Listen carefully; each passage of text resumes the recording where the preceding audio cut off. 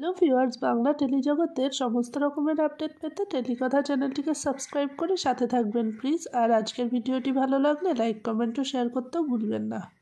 দীপাকে সন্দেহ করাটা যেন অভ্যেসে পরিণত হয়ে গেছে অনুরাগের ছোঁয়া সূর্যর। কবিরের পর এখন অর্জুনকে নিয়ে সন্দেহ করছে সে। মিশকা কতখানি ভয়ঙ্কর মেয়ে এটা জানা সত্ত্বেও তার দেখানো ছবিতে বিশ্বাস করে অর্জুন দীপার সম্পর্ককে কালিমালিপ্ত করার চেষ্টা করছে সূর্য। স্টার জলসার এই ধারাবাহিকের পর্বে দেখানো হয়েছে সূর্যর প্রাপ্য টাকা মিটিয়ে দিয়ে মেয়েদের অধিকার ছিনিয়ে নিয়েছে দীপা। এটা কিছুতেই মেনে নিতে পারছে না সূর্য। সে ভেবেছিল এক সপ্তাহের মধ্যে টাকা জোগাড় করতে পারবে না দীপা, কিন্তু দীপা টাকা নিয়ে আসতেই তার এই ভুল ধারণা ভেঙে যায়। টাকা দেওয়ার পর সূর্যকে গেট ভাঙার সিসিটিভি ফুটেজ দেখায় দীপা।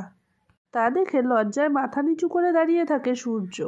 কিছুক্ষণ পরেই অবশ্য অর্জুনের সঙ্গে দীপার সম্পর্ক নিয়ে প্রশ্ন তুলতে থাকে সে। তখন ফুঁসে ওঠে দীপা।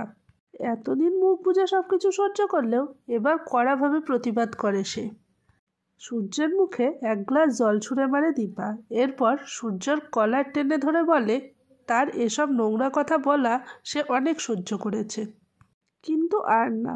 ভবিষ্যতে যদি সূর্য এমন কিছু করে তাহলে আরও ভয়ঙ্কর রূপ ধারণ করার হুমকি দেয় দীপা। এদিকে আবার কথার ছলে সোনার থেকে গেট ভাঙার ঘটনাটা জেনে যায় অর্জুন ও জয়।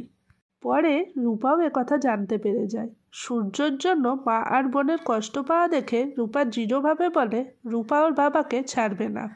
দর্শকদের কথায় নিজের দোষে মেয়েদের থেকে একটু একটু করে দূরে সরে যাচ্ছে সূর্য।